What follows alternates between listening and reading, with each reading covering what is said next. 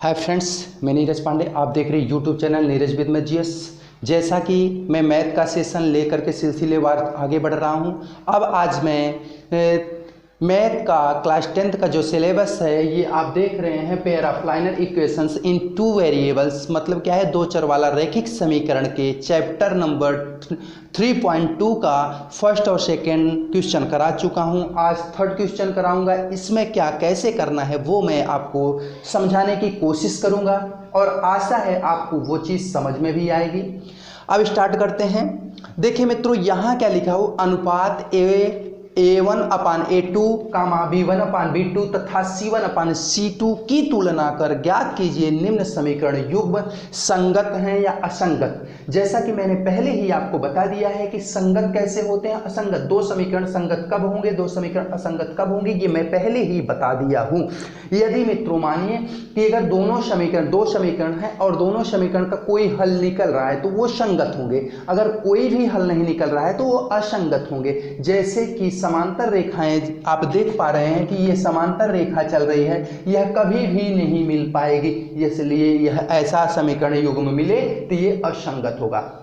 और इसका आपको फार्मूला पता ही है कि A1/A2 equal B1/B2 does not equal C1/C2, यही होता है समांतर के लिए। तो अगर इस स्थिति में दिखे कोई समीकरण युग्म तो वो बताएंगे आप असंगत है, और इसके अलावा किसी भी स्थिति में दिखे वह क्या होगा, आपका संगत होगा। मित्रों तो हम स्टार्ट करते हैं ये आपका सेशन, नया सेशन आपका यहीं से स्टार्ट कर देते हैं। चलिए, तो देखिए मित्रों, यहाँ क्या है कि 3x + 2y = 5 दिया हुआ है और नीचे दूसरा समीकरण क्या दिया है, 2x - 3y = 7। ये दो समीकरण आपको दिए हुए हैं। तो इनमें पहले आप इसकी तुलना करिए।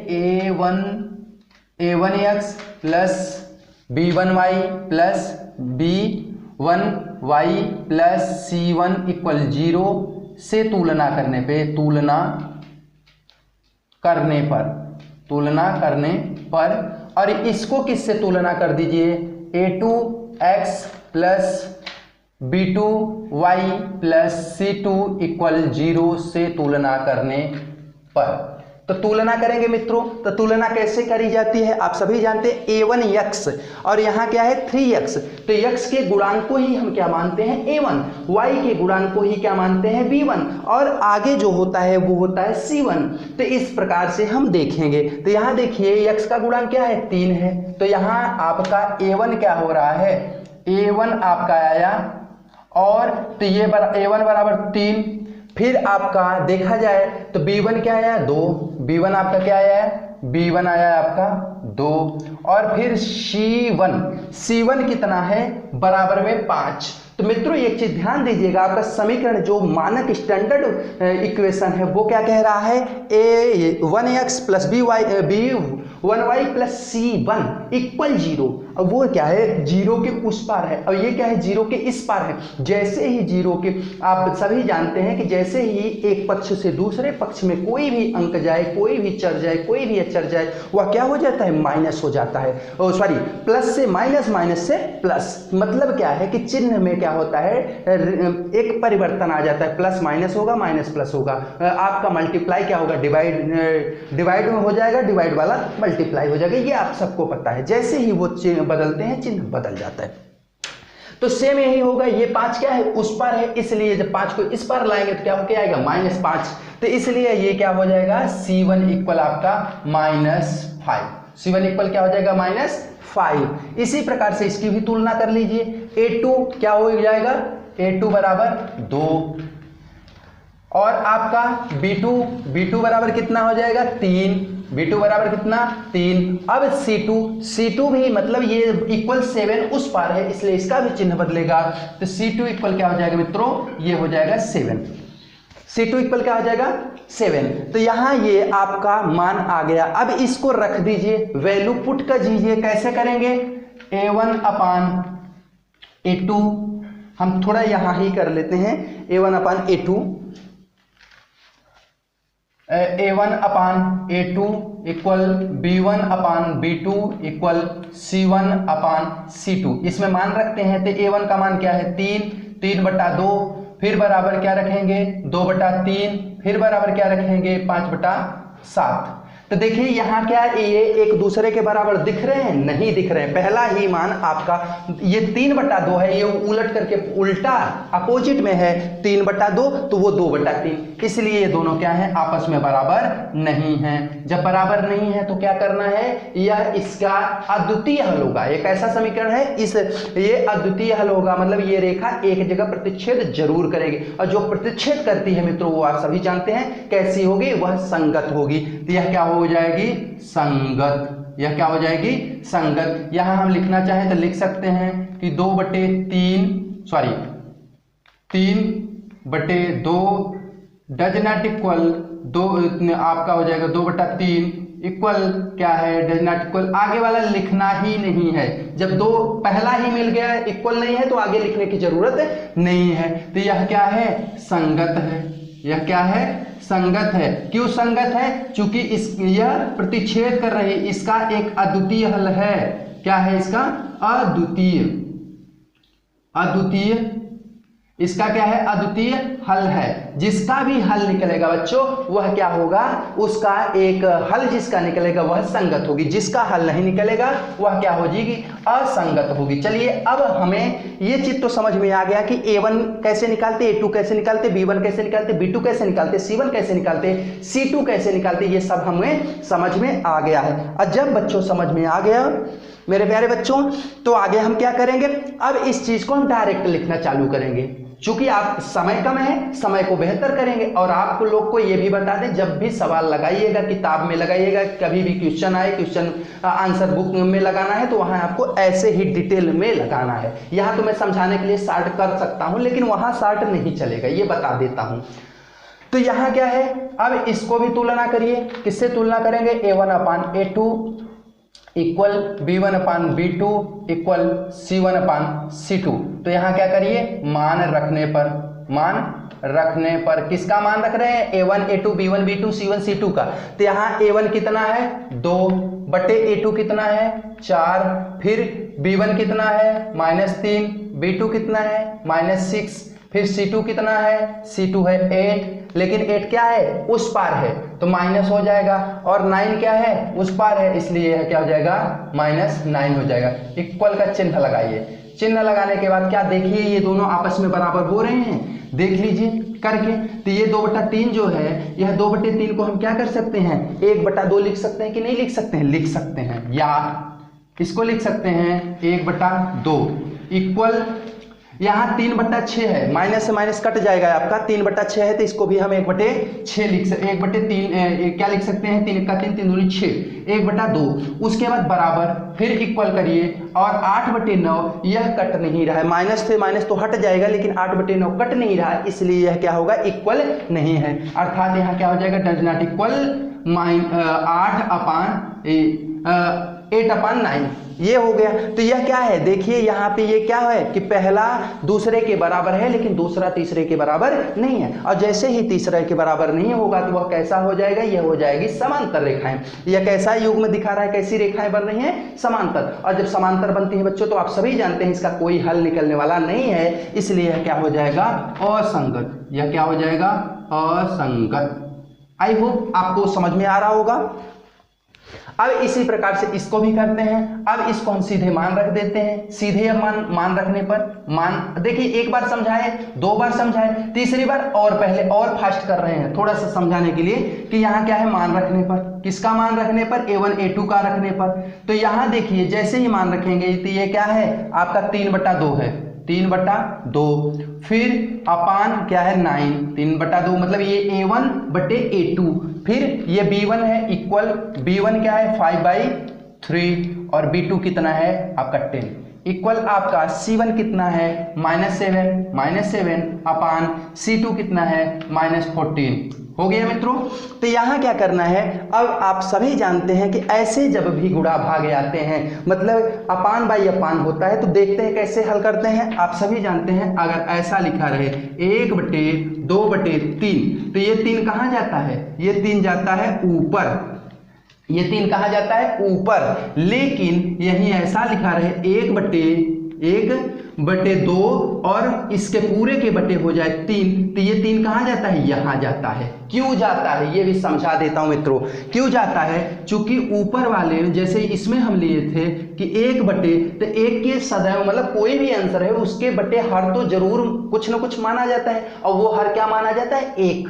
तो इसके 1 के बटे तो ऑलरेडी 1 ही है, और उसके बाद 2 बटे 3 अलग से आया। तो आप सभी जानते हैं चौथा कहाँ जाता है, ऊपर जाता है, तीसरा कहाँ जाता है, नीचे जाता है। और उस प्रकार से अगर इसको देखें, ऑलरेडी पहले से ही 1 बटे 2 है, तो अब उसके बटे अगर 3 आ रहा है, जब उसके बटे 3 आ रहा है मित्रों, तो आपको क्या करना है, उसके बटे 3 आ रहा है तो 3 के बटे भी तो हमें 1 लिखना होगा ना, 1 लिख देंगे। और जैसे ही हम 1 लिखेंगे तो ये हमारा 1 कहाँ जा रहा है, यहाँ जा रहा है, और ये हमारा कहाँ जा रहा है, यहाँ जा रहा है। आपको समझ में आई ये बात? और जैसे ही ये बात आपको समझ में आ गई तो अब हम आगे चलते हैं। चूंकि देखिए हमारा जो एम है, हम ये चाहते हैं कि जो भी चीजें पढ़ाएं एकदम सॉफ्ट और क्लियर पढ़ाएं, क्रिस्टल क्लियर होना चाहिए। ऐसा नहीं होना चाहिए कि कहीं भी आपको कोई समस्या हो। जब पढ़ाने से समस्या ही पैदा हो रही तो पढ़ाने का मतलब नहीं है, मेरा सिद्धांत है। अब आगे हम क्या करते हैं, इसको यही चीज कर देते हैं। जब इसको यही चीज करेंगे तो देखिए क्या हो जाएगा, ये देखिए 3/, अब ये 9 नीचे है तो 9 कहाँ जाएगा, आपके ऊपर वाले में जाएगा, तो 9 × 2 इक्वल क्या हो जाएगा, 5/3 × 10 इक्वल क्या हो जाएगा, 7/14। चूंकि माइनस माइनस कैंसिल हो जाएगा। अब देखिए यहाँ 3 से 3 कटने वाला है, दिख रहा है 3, तो मतलब इसका आंसर क्या है, 1/6। फिर 5 से 5 कटने वाला, 5 दूनी 10, तो ये भी आया आंसर 1/6 आया ना। उसके बाद 7/14, 7 बटा क्या आ रहा है, 14, 7/14 का मतलब 1/2। तो ये पहला मान तो बराबर है, लेकिन दूसरा मान आपका बराबर नहीं। देखिए 1/6 बराबर 1/6, और बराबर में देखा जाए तो 1/2 आ रहा है। 1/2 जैसे ही आएगा आपका, तो वह क्या है कि 1/2 आपका क्या हो जाएगा, असंगत हो जाएगा। तुरंत क्या हो जाएगा मित्रों, असंगत हो जाएगा। ये आप समझ पा रहे हैं कि कैसे असंगत हो जा रहा है। तो यहां देखिए, तो ये क्या है कि 1/6 बराबर 1/6 बराबर 1/2। तो यहां क्या है, ये दोनों तो बराबर है लेकिन ये बराबर नहीं है, अतः यह क्या हो जाएगा, असंगत। क्यों असंगत हो रहा है, चूंकि यह है समांतर रेखा, क्योंकि यह क्या है, समांतर रेखा। और इसका जब कोई हल ही नहीं मिलेगा तो संगत कैसे होगा मित्र। संगत किसी की, मैं पहले ही बताया था, संगत किसी की तब हो सकती है जो आप कर रहे हैं वही सामने वाला भी करे। अगर आप मान लीजिए गुटखा खाते हैं, सामने वाला भी गुटखा खाता है, तो संगति बनेगी। लेकिन आप नहीं खाते, वो वाला खाता है, तो संगत बनने वाली नहीं है, आप दूर रहेंगे। इसलिए यहाँ क्या है ये। चलिए ये भी आपको समझ में आ गया। अब इसको भी हम मिटा देते हैं, डिलीट इरेज कर देते हैं। चलिए ये क्या हुआ है आपका, असंगत। ये भी क्या हुआ, असंगत। अगला मान, इसको मान हम रख देते हैं, सीधे सीधे मान हम रख रहे हैं 5/-10 क्या है, 5/-10 इक्वल, ये -3 है, ये क्या है -3, ये क्या है 6, फिर इक्वल, ये 11 है, ये क्या है 22 है। अब देखिए ये माइनस है, तो इसको अगर आप हल करते हैं 5/10, तो 5/10 का मतलब 1/2, लेकिन किसमें, माइनस में। तो माइनस यहाँ लगाइए चाहे यहाँ लगा दीजिए, एक ही बात है।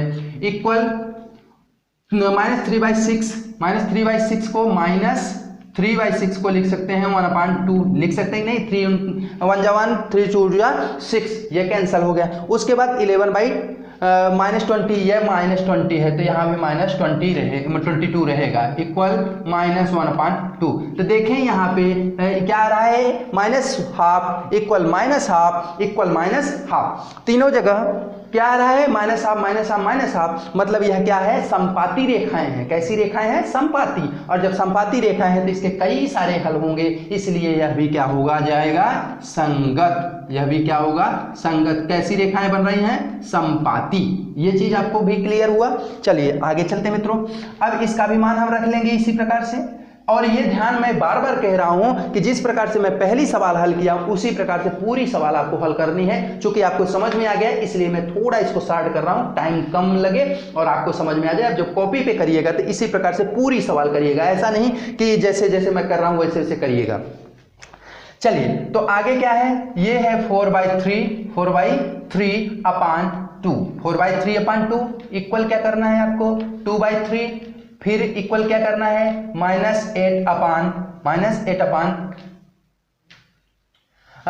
ये क्या करेंगे आप -8 आप 12 कर देंगे। तो यहाँ देखिए एक चीज मैं यहाँ इस चौथी वाले सवाल में मिस किया हूँ कि ये क्या है उस पार है, तो जैसे ही इस पार आएंगे चिन्ह इनका बदलता है, आप सभी जानते हैं। तो ये माइनस का प्लस होगा, ये प्लस का माइनस हो जाएगा, फिर भी आंसर यही आएगा। आंसर में परिवर्तन नहीं, केवल चिन्ह में परिवर्तन था। अब इसको अगर हम हल करना चाहें तो कैसे हल करेंगे बच्चों, ये 2 कहाँ जाएगा, 2 हमारा 3 के पास जाएगा, 2 हमारा कहाँ जाएगा 3 के पास। तो मतलब अगर देखा जाए तो 4/3 इंटू 2 इक्वल क्या हो जाएगा 2/3 इक्वल क्या हो जाएगा -8/12, यही आएगा -8/12। तो यहाँ देखा जाए तो ये 2 का 2, 2 दूनी 4 कट रहा है आपका। तो ये देखा जाए 2/3 बराबर 2/3 बराबर क्या आ रहा है, इसको भी चाहें इसको भी हम चाहें तो क्या कर सकते हैं, ये देखिए 8 है ये 12 है, दोनों माइनस होंगे, ये क्या होंगे दोनों माइनस होंगे। और जैसे ही दोनों माइनस होंगे तो एक माइनस काट करके ये 8/12। तो इसको भी हम चाहें तो क्या कर सकते हैं, काट सकते हैं कि नहीं काट सकते हैं, काट सकते हैं। 4 दूनी 8, कैसे काटेंगे इसको हम, 4 दूनी 8 और 4 दूनी 12, मतलब क्या है 2/3 बराबर 2/3 बराबर 2/3, ये तीनों मान बराबर आ रहे हैं आपस में, इसलिए क्या होगा संगत होगा। कैसी रेखाएं ये बना रही हैं, समपाती, और समपाती रेखाएं क्या होती हैं संगत। संगत क्यों होती हैं, चूंकि इसके अनेक हल हैं, और जिसके भी अनेक हल होंगे वह क्या होगा आपका संगत होगा। जिसके एक हल होंगे वह भी संगत, जिसके कोई हल नहीं होंगे वह संगत नहीं होगा। देखिए आपकी चौथी सवाल जो क्या कह रही है ये देखना है। चौथा सवाल कह रहा है निम्नलिखित युग में से कौन संगत कौन असंगत है, ये बताना ही है, लेकिन साथ में क्या करना है, अगर जो संगत है उसको ग्राफी विधि से क्या करना है हल करना है। ग्राफी विधि से क्या करना है हल करना है, बहुत आसान है, जैसा कि पहले आप कर चुके हैं।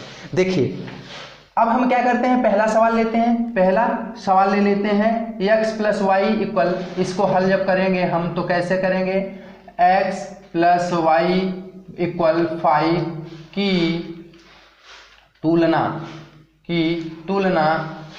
a1x + b1y + c1 = 0 से करने पर, तो a1 बराबर कितना आया 1, x के बगल में कुछ नहीं है बच्चों, इसलिए यहाँ क्या होगा 1, जहाँ कुछ नहीं वहाँ 1 जरूर होगा।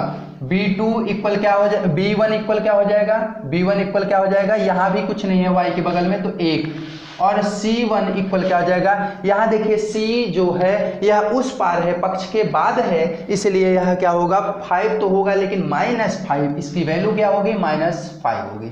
इसी प्रकार से दूसरा क्या लिखेंगे, 2x + 2y इक्वल 10, इसकी भी की तुलना क्या करेंगे इससे करने पर, तो a2 बराबर कितना आया 2, b2 बराबर कितना आया 2, c2 बराबर कितना आएगा, c2 बराबर कितना आएगा -10, कितना आएगा -10।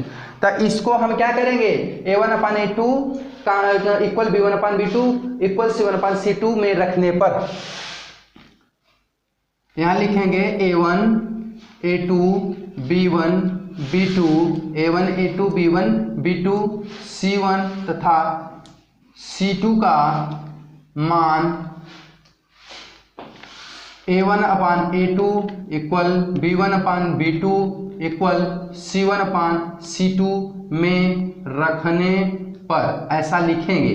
जब ऐसा हम लिख देंगे तो क्या हो जाएगा, a1 की जगह क्या लिखेंगे 1, a2 की जगह 2 बराबर b1 की जगह 1, b2 की जगह 2 और c1 की जगह -5 और c2 की जगह -10। अब देखिए बच्चों इसको अगर हल करें तो 1/2 बराबर 1/2 सही है, इसको अगर हम हल कर दें तो 1/2 बराबर 1/2, माइनस से माइनस कट जाएगा, 5 का 5 5 दूनी 10, मतलब यहाँ भी क्या आ जाएगा आपका 1/2। तो ये कैसा दिख रहा है आपको, ये दिख रहा है कि यह क्या है, यह आपका संगत है। कैसे संगत है, क्योंकि ये संपाती रेखाएं बना रही हैं। कैसी रेखाएं बना रही हैं, संपाती, इसके तमाम हल होंगे, अनेक हल होंगे, इसलिए इसको अब हमें ग्राफ से इसको हल करना है। ग्राफ से हल करने के लिए आप सबको हम बता चुके हैं कि ये ग्राफ बनाना होगा, क्या करना होगा, एक ग्राफ बनाना होगा। ग्राफ बनाने के लिए ये संगत हैं, ये तीनों बराबर हैं अतः संगत हैं, अतः संगत हैं। जब संगत हैं तो इसका ग्राफी विधि से हल करना होगा। हल कैसे करेंगे? तो आप दोनों समीकरण के लिए टेबल बना लीजिए। x प्लस वाई, यहाँ नीचे से क्या करेंगे आप,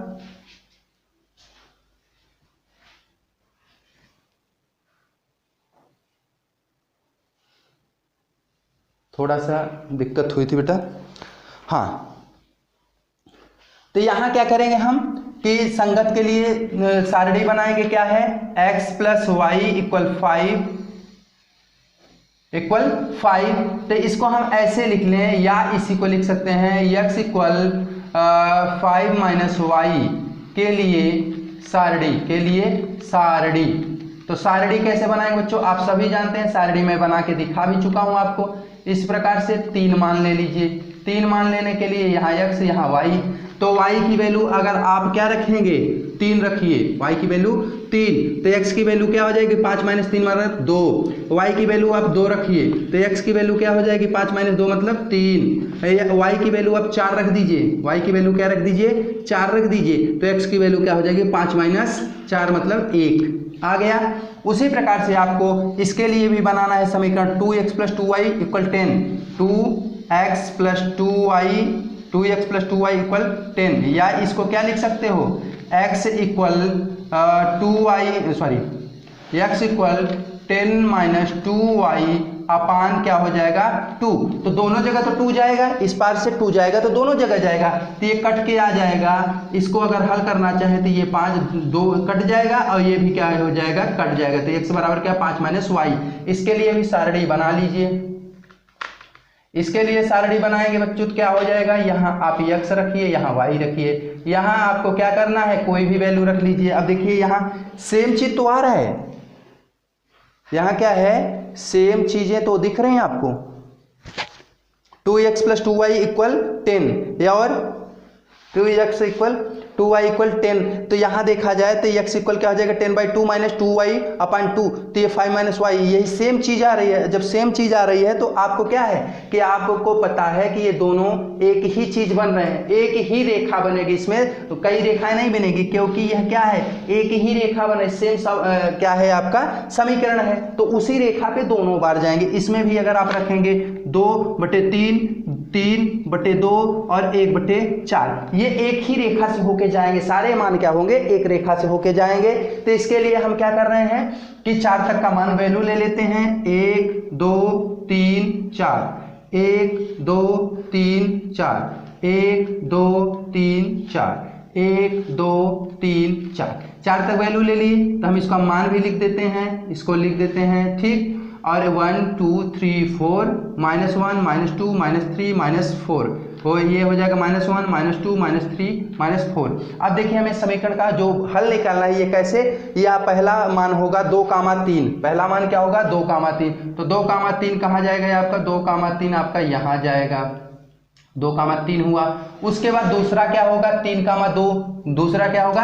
3,2। तो 3,2 आपका इस जगह जाएगा, 3,2। उसके बाद अगला मान क्या होगा? 1,4। 1,4 तो 1 और ये रहा है आपका 4, तो ये 1,4 हो गया। अब इसको क्या करेंगे? आप ऐसे एक रेखा खींचेंगे तो ये एक सरल रेखा में खिंच जाएंगे। यह हुआ इसका ग्राफी निरूपण। यह हुआ इसका ग्राफी निरूपण, ग्राफी विधि से हल। इसका वैल्यू आपका निकल के आ गया। इसकी वैल्यू क्या है? आपका निकल के आ गया है। इस प्रकार से आपको ये सवाल हल करनी पड़ेगी। तो देखिए यहाँ तक तो आपने आसानी पूर्वक कर लिया। यहाँ तक तो मुझे नहीं लगता कोई भी इशू या कोई भी दिक्कत आप लोगों को हो रही है। आप सबको दिख रहा है कि ये बस इसमें आप बहुत कुछ करें तो यहाँ एक जैसे ये बिंदु है तो इसको ABC नाम डाल दीजिए। डालना हो नहीं डालना हो तो कोई ज़रूरत नहीं होती। इस प्रकार से ये पहला सवाल आपका हल हो गया। चलते हैं मैं दूसरे सवाल पर। इसको हम इरेज करते हैं बच्चों। फिलहाल दिख रहा होगा साफ साफ। आपको अगर स्क्रीनशॉट वगैरह लेना है तो ले सकते हैं आप स्क्रीनशॉट भी। और एक चीज़ और मैं कह दूं चलते चलते, क्या है कि मैं मेहनत आपके लिए कर रहा हूं। देख भी रहे हैं कि पसीने भी आ रहे हैं बहुत सारा, चूँकि यहाँ AC वगैरह लगी नहीं है। तो इसलिए अगर आपको ऐसा लगे कि वास्तव में सर मेरे लिए मेहनत कर रहे हैं, ख़ास तौर से ये मैं उन बच्चों के लिए मेहनत कर रहा हूँ, क्लास 10th का मैथ ला रहा हूँ, जबकि इस पे व्यू नहीं आ रहा है, मैं देख रहा हूँ। सिर्फ उन बच्चों के लिए ला रहा हूँ जिनको मैं छोड़ के आया हूँ, जिनसे मैं दूर हुआ हूँ, उन बच्चों के लिए है। और बच्चे जुड़े बात अलग है, लेकिन मैं सिर्फ उन्हीं बच्चों के लिए कर रहा हूँ कि मैं ऑफलाइन नहीं पढ़ा सका, दूर आ चुका हूँ, तो मैं ऑनलाइन उनका कोर्स कंप्लीट करा ही दूंगा। अब रही बात आपको पढ़ना है पढ़िए, नहीं पढ़ना है मत पढ़िए, मैं आपका पूरा सेशन कंप्लीट करके रख दूंगा।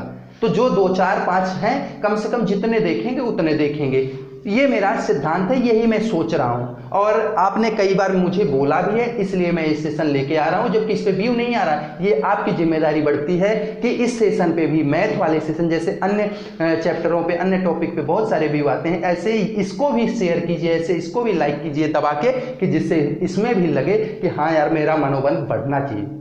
कम लाइक आता है, कम शेयर आता है, कम कमेंट आते हैं ना, थोड़ा सा हतोत्साहित होते हैं हम भी कि यार कहीं गड़बड़ कर रहे हैं क्या। इसलिए ये आपकी जिम्मेदारी बढ़ती है कि आप मुझे मोटिवेट करें, जैसे मैं आपको करता हूँ, हर चीज़ें दिखाता हूँ, हर सपने दिखाता हूँ, दुनिया की चीज़ें दिखाता हूँ, तो वैसे आप भी मुझे इसका लाइक शेयर सब्सक्राइब बढ़ा करके मुझे मोटिवेट कीजिए कि हाँ सर आप बेहतर कार्य कर रहे हैं। तो मुझ में भी एक ऊर्जा बढ़ती है, क्योंकि मेरा ऊर्जा क्या है, आपका मोटिवेशन, आपकी ये जो लाइक होते हैं, शेयर होते हैं, वही मेरे लिए ऊर्जा है। चलिए सेकंड सवाल देखते हैं।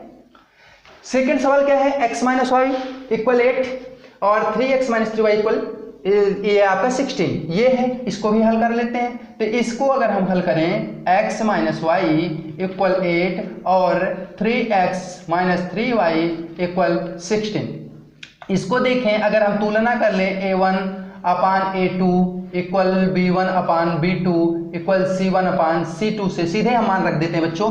यहाँ 1 होगा और यहाँ a2 की जगह 3 होगा, यहाँ y की जगह -1 होगा और b2 की जगह -3 होगा, और फिर आगे यहाँ c1 की जगह -8 होगा और c2 की जगह माइनस क्या होगा 16। तो ये देखा जाए तो ये 1/3 इक्वल क्या हो जाएगा 1/3, चूंकि माइनस से माइनस कट जाएगा। ये देखो पहला ही मान क्या हो गया, बराबर हो गया, लेकिन अगला वाला मान 8/16 यह 1/2 आ रहा है, इसलिए यह बराबर नहीं है। और जब बराबर नहीं तो एक ऐसी रेखा बना रहा है, यह समांतर रेखा बना रहा है। यह कैसी रेखा बना रहा है, समांतर। और समांतर वाला क्या होता है, असंगत होता है। कैसा होता है, असंगत होता है। तो इसका ग्राफी निरूपण नहीं किया जा सकता, इसका ग्राफी निरूपण करने का कोई मतलब ही नहीं है। ये कैसे जाएगा, ये एक अलग अलग रेखाएं जाएंगी, ये कभी मिल ही नहीं रही हैं। और ये क्या बोला है, जो संगत हो उसी को क्या करिए, आपको ग्राफी निरूपण से हल करना है। जो संगत हो, जो असंगत है उनको नहीं हल करना,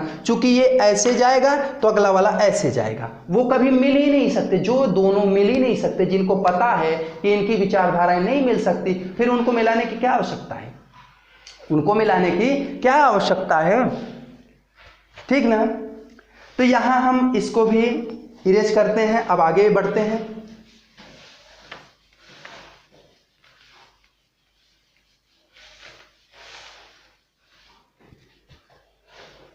चलिए तीसरे में क्या है, 2x + 2y 2x + y equal -6 equal 0, और क्या है फिर 4x - 2y - 4 इक्वल 0। इसको भी अगर हम तुलना करें, a1 अपान a2 इक्वल b1 अपान b2 इक्वल c1 अपान c2। देखिए मित्रों, मैं फिर से कह दे रहा हूं कि जो सवाल लगाएंगे, जैसे मैं फर्स्ट सवाल लगाता हूं उसी प्रकार से पूरी सवाल लगेगी। ये नहीं कि जैसे मैं कहीं शार्ट कर देता हूं आप भी शार्ट कर दीजिए, क्योंकि क्या है कि और चीजों में मैं सोचता हूं कम से कम समय लगे और आपको समझ में आता रहे, सिर्फ उसको दिखा देता हूं कि आप कर पाए, ठीक है। तो यहाँ क्या है, इसकी तुलना करके जैसे ही वैल्यू हम रखेंगे तो यहाँ क्या आ जाएगा, a1 2 आएगा, a2 4 आएगा, b1 क्या आएगा 1 आएगा, b2 आपका -2 आएगा, c1 क्या आएगा -6 आएगा, और c2 आपका क्या आएगा -4 आएगा। इसको हल कर दिया जाए, 2 1 का 2 2 दूनी 4 इक्वल 1/2। ये माइनस में आ रहा है, किस में आ रहा है, माइनस में आ रहा है, और इक्वल क्या है, ये माइनस से माइनस कट जाएगा, ये आएगा आपका 3/2। क्या आएगा 3/2। क्या पहला मान बराबर दिख रहा है आपको, क्या पहला मान आपको बराबर दिख रहा है, ये 1/2 है, वो -1/2 है, और 1/2 बराबर -1/2 बराबर तो हो नहीं सकता ना, क्या हो सकता है। और जब नहीं, जैसे नहीं दिख रहा है तो यह क्या है, यह आपका प्रतिच्छेद कर रहा है। यह क्या कर रहा है, प्रतिच्छेद। प्रतिच्छेद कर रहा है, मतलब क्या है, इसके अद्वितीय हल हैं, यह अद्वितीय हल है। तो अद्वितीय हल होते हैं तो मतलब इसका एक हल जरूर निकलेगा, और जब इसका एक हल निकलेगा तो इसको संगत है, और जब संगत है तो इसका हम ग्राफीय निरूपण कर सकते हैं। ग्राफीय निरूपण कैसे करेंगे बच्चों, ये देखिए ग्राफीय निरूपण कैसे करेंगे। 2x, इसके लिए हम सारणी बनाए, के लिए सारणी बनाएंगे। तो कैसे बनाएंगे, सारणी बनाने का आप सभी जानते हैं, सारणी बनाने का तौर तरीका। अब यहाँ x यहाँ y, तो यहाँ देखिए इसको हम चाहें तो 2x प्लस वाई माइनस 6 है ना, इसको एक तरफ कर सकते हैं, क्या लिख सकते हैं, y इक्वल 2x तो है ही है, 2x इधर ही रहे, 2x उस पार जाएगा तो 6 उस पार जाएगा तो प्लस 6 हो जाएगा, माइनस 2x हो जाएगा। तो ये इसके लिए हमें सारणी बनानी है, तो x की वैल्यू कुछ भी रख दीजिए, x की वैल्यू क्या रख दीजिए 2, तो 2 दूनी 4, 6 में से 4 घटेगा 2, फिर x की वैल्यू 3 रख दीजिए, जैसे ही 3 रखेंगे x की वैल्यू तो ये क्या हो जाएगा, 0 हो जाएगा, यह क्या हो जाएगा 3 दूनी 6 माइनस 6 बराबर 0। x की वैल्यू आप क्या रख सकते हैं, x की वैल्यू 4 रख दीजिए, 4 रखेंगे तो इसकी वैल्यू क्या आ जाएगा -2, आ गया कि नहीं आया। उसी प्रकार से अब इस सारणी, इसके लिए भी सारणी चाहिए, के लिए सारणी, के लिए मतलब कौन से के लिए, 4x minus 2y minus 4 equal 0 के लिए सारणी। इसके लिए अगर हम सारणी बनाते हैं तो क्या बनेगा बच्चों, इसके लिए सारणी बनाने का आशय क्या है, यहां भी वही कहानी बनेगी आपकी। इसके लिए सारणी बनाइए, जब इसके लिए हम सारणी बनाएंगे x और y, तो यहां देखिए इसको हम लिख लेते हैं, किस रूप में लिख लें, 4x इक्वल क्या हो जाएगा 2y प्लस 4, 2y प्लस 4, और 4 से इसको हम क्या कर दें, मल्टीप्लाई कर दें, x इक्वल क्या हो जाएगा 2y अपान 4 माइनस प्लस 4 अपान 4, तो ये क्या हो जाएगा, 2 से कटेगा y अपान 2 प्लस क्या हो जाएगा 1, ये आ रहा है। तो अब आपको क्या करना है, x वैल्यू रखनी है, क्या रखनी है, वैल्यू रखनी है। तो अब क्या, कैसे वैल्यू रखेंगे, y बराबर 2 रख दीजिए, y की जगह क्या रख दीजिए 2, y की जगह 2 रखेंगे तो 2/2 मतलब 1, और 1 का आशय क्या है, 1 प्लस 1 मतलब 2 आया। y की जगह क्या रख दीजिए 0, y की जगह 0, तो 2 का पहाड़ा कितनी बार पढ़ेंगे कि 0 आ जाए, 2 का पहाड़ा कितनी बार पढ़ें कि 0 आ जाए, 0 बार, 2 का पहाड़ा कितनी बार पढ़ें, 0 आ जाए 0 बार। तो y की वैल्यू हम 0 रखते हैं तो x की वैल्यू क्या आ जाएगी, 1 आ जाएगी। होता है ना कि 2 का पहाड़ा हमें कितनी बार पढ़ना है, 0 आए, 2 को 0 से काटना है, जैसे ऐसे लिखा रहे 2/0, तो 0 का पहाड़ा इसको काटना है, तो 0 को जब कितनी बार पहाड़ा पढ़े, 2 आ जाए अनंत बार, इसका उत्तर क्या होगा अनंत। लेकिन इसका 0/2 का मतलब क्या होगा, इसका उत्तर 0, ये ध्यान रखिएगा। कुछ कुछ चीजें ऐसी होती हैं जो आपको भ्रामक होती हैं, कभी कभी भ्रमित कर देती हैं, उन चीजों को आप ध्यान दीजिएगा। तो यहाँ ये आ गया, उसके बाद आगे क्या वैल्यू रख लेते हैं हम, यहाँ y की जगह कुछ ऐसी वैल्यू रखें जो कटता दिखे, यहाँ 4 रख लीजिए, 4 जैसे ही रखेंगे 2 दूनी 4, तो 2 1 3 हो जाएगा, 2 1 क्या हो जाएगा, यहाँ जैसे 4 रखेंगे 4/2 प्लस 1, तो 2 2 कट जाएगा, तो 2 1 3, तो x की वैल्यू क्या आएगी 3, इसकी वैल्यू क्या आएगी आपके 4, इसकी वैल्यू क्या आएगी आपकी 4। समझ में आई बात। अब इसको हम क्या करते हैं, ये इसकी चूंकि संगत था, इसका हम हल निकालना है, तो ग्राफीय विधि से हल निकालेंगे भैया, तो ग्राफीय विधि से हल निकालेंगे, तो इसके लिए सबसे बड़ा मान क्या है हमारा 4, 1 2 3 4। एक चीज और मैं बता दूं आपको कि जब भी आप चार्ट बनाइएगा, ये ग्राफ बनाइएगा, ग्राफ पेपर पे बनाइएगा या फिर आप जब अपने से बनाएंगे किसी A4 साइज या अपने रफ पे, तो इसको माप जो है, मेरी लाइनें देख रहे हैं छोटी बड़ी दिख रही हैं, छोटी बड़ी दिखेंगी तो आपका मान भी भिन्न आ सकता है, इसलिए छोटी बड़ी नहीं, ये 0 से 1, 1 से 2, 2 से 3, 3 से 4 के बीच का जो गैप हो वह बराबर होना चाहिए, इक्वल होना चाहिए, और गैप इक्वल होगा तभी आपका वैल्यू आएगा, और गैप इक्वल नहीं होगा तो आपकी वैल्यू नहीं आएगी, ये श्योर है, ये ऐसा आप मान के चलिएगा। जैसा कि मैं दिखाता हूं कि यहां मैंने नाप के नहीं लिया, थोड़ा सा ऊपर नीचे फर्क पड़ेगा। अब देखिए क्या है, पहले हम इसके लिए ले लेते हैं, इसका निर्देशांक 2,2 है, इसका निर्देशांक क्या है 2,2, तो 2,2 हमारा कहां आ रहा है, यहां आ रहा है, 2,2 कहां आ रहा है, 2,2 यहां आया, फिर 3,0, 3,0 कहां आएगा, यहां आएगा, 3,0 0। उसके बाद 4 कामा -2, 4 कामा -2, तो 4 प्लस होना चाहिए और -2 होना चाहिए। तो ये देखिए ये यहाँ आ रहा है आपका 4 कामा -2, यहाँ आया 4 कामा -2। अब इसको रेखा को हम क्या करेंगे, स्केल के द्वारा ऐसे मिलाएंगे, स्केल के द्वारा ऐसे मिला देंगे। मिला दिए, ये रहा हमारा A बिंदु, ये रहा B बिंदु, ये रहा C बिंदु, ठीक ना। इस प्रकार से हम क्या करेंगे, इसको मिला देंगे। जैसे ही मिला दिए, अब अगला हमें खींचना है। कैसे खींचना है, इसको 2 कामा 2। अब क्या खींचना है, 2 कामा 2। तो 2 कामा 2 खींचेंगे तो हमारा ये 2 कामा 2 तो यहीं आएगा, 2 कामा 2 यहीं आएगा। उसके बाद 1 कामा 0, 1 कामा 0, तो 1 कामा 0 हमारा कहाँ आएगा, यहाँ आएगा 1 कामा 0। अच्छा, 1 इसका y का मान 0, तो 1 कामा 0 यहाँ आया। उसके बाद 3 कामा 4, 3 किसका, x की और y की 4, 3 कामा 4, तो 3 यहाँ रहा और 4 कहाँ रहा, यहाँ रहा। तो ऐसे ऊपर चलिए और यहाँ से यहाँ लाइए, तो 3 कामा 4 हो जाएगा।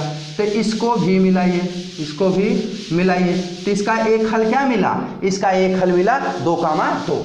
इसका एक हल मिल गया आपका 2 कामा 2। ये चीज़ ध्यान रखिएगा, इसकी वैल्यू जो आएगी आपकी यह 2 कामा 2 आ जाएगी। अगर किसी को कहीं प्रॉब्लम हो तो वह पूछ सकता है, अगर किसी को कहीं प्रॉब्लम दिख रही हो तो वह आराम से पूछ सकता है, उसको मैं पुनः बता सकता हूँ।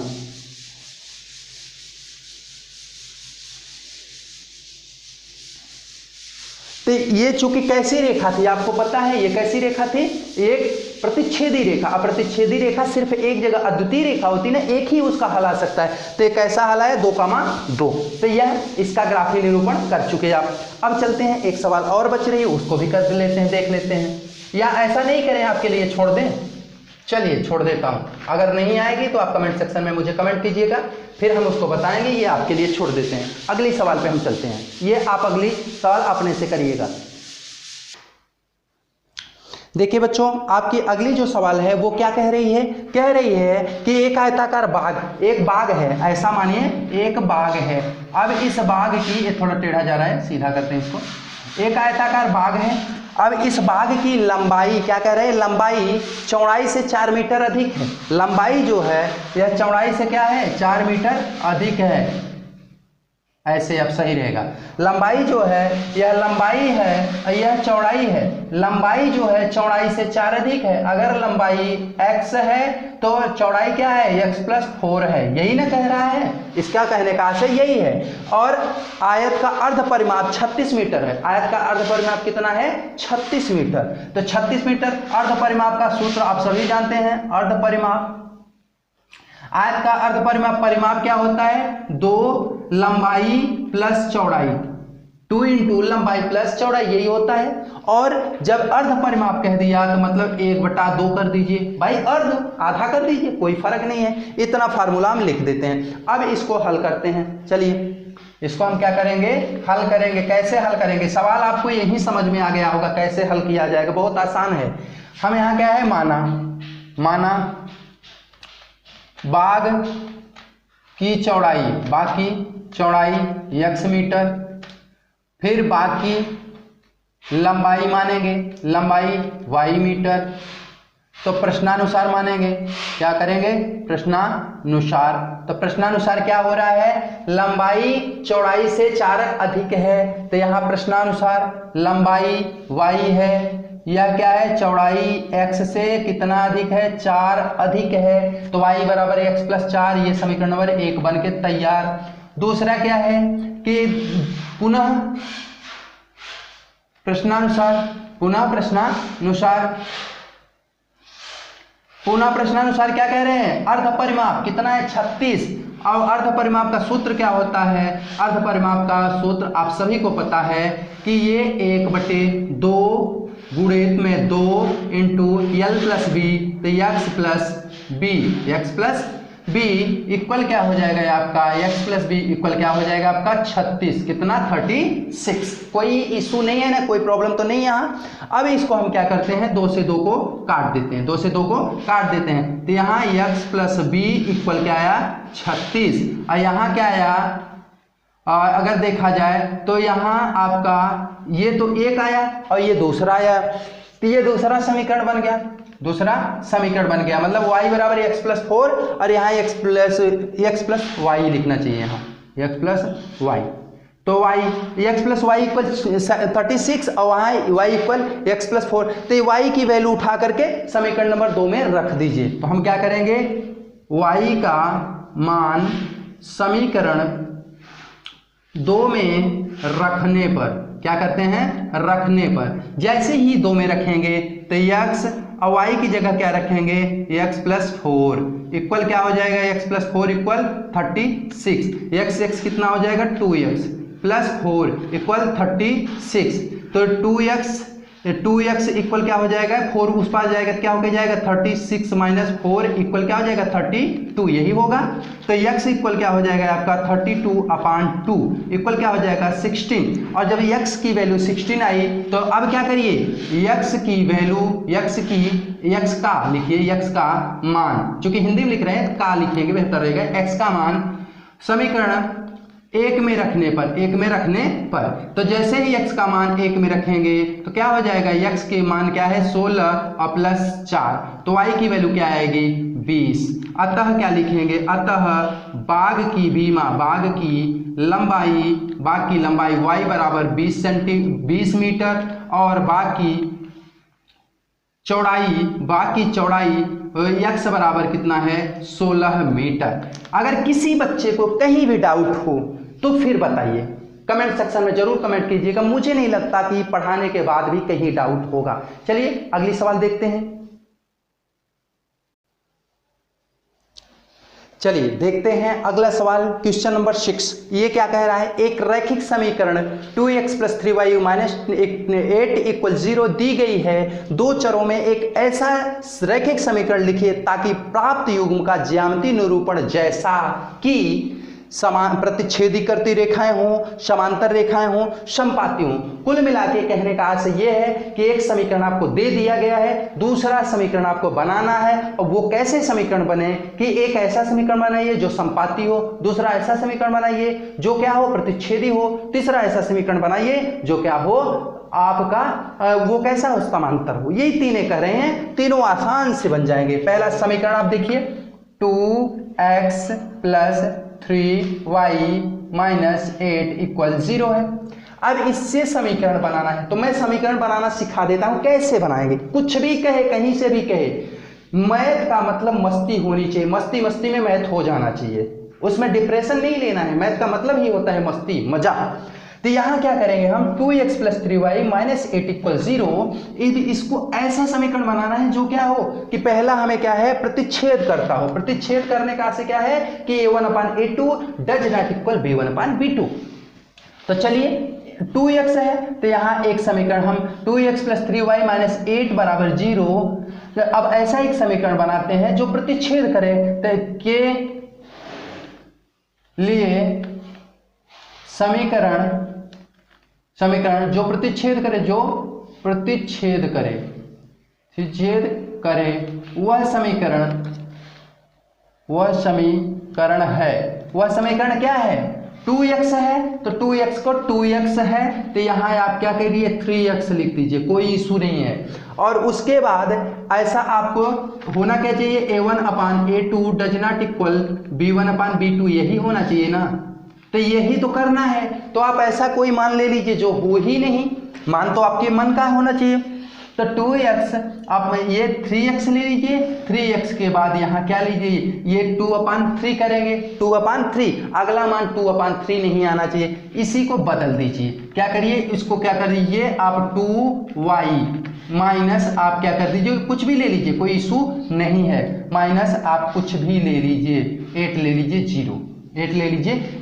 तो यहाँ अगर हम इसको तुलना करें तो ये क्या हो जाएगा 2/3 इक्वल 3/2। क्या ये बराबर है, नहीं। अतः समीकरण बनके तैयार। तो इसके लिए यह समीकरण बनके तैयार पहले के लिए। अब दूसरे के लिए, ये पहले का हल हो गया, दूसरे का हल हम देखते हैं। 2x + 3y - 8 = 0 के लिए समीकरण युग्म जो क्या हो, जो समांतर हो, जो समांतर हो, मतलब पहला दूसरे के बराबर हो लेकिन दूसरा तीसरे के बराबर नहीं हो। तो हम क्या करते हैं, इसके लिए हम ले लेते हैं 4x प्लस, अब देखो 2/4 करेंगे तो क्या आएगा 1/2, वैसे क्या कर लीजिए 6y और इक्वल में क्या ले लीजिए यहाँ आप 10 ले लीजिए, इक्वल 10 सॉरी -10 इक्वल 0। अब इसको देखिए कि आप जब इसको आप हल करना चाहेंगे तो 2/4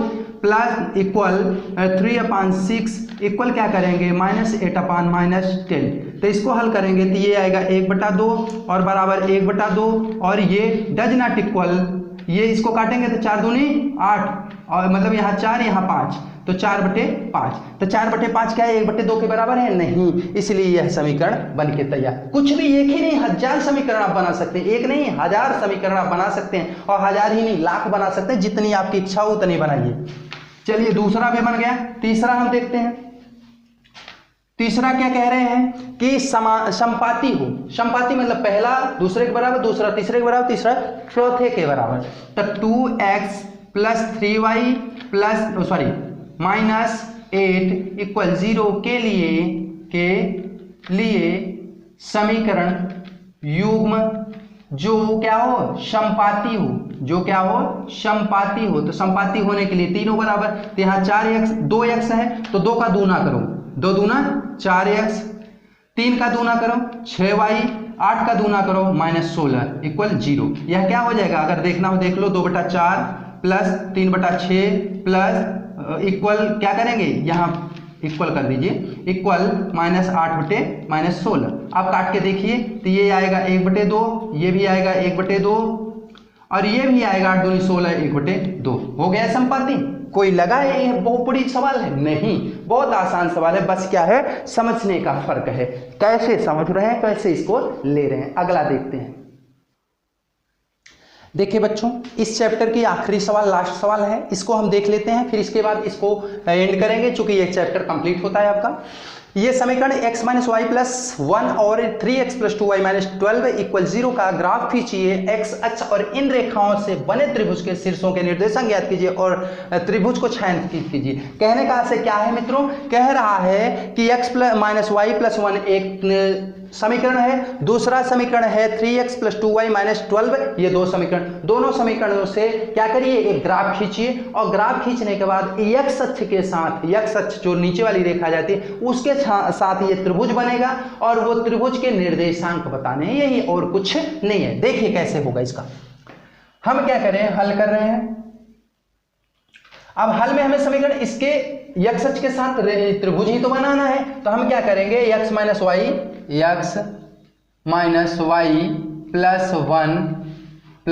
1 बराबर 0 होना चाहिए, +1 बराबर 0, +1 इक्वल 0।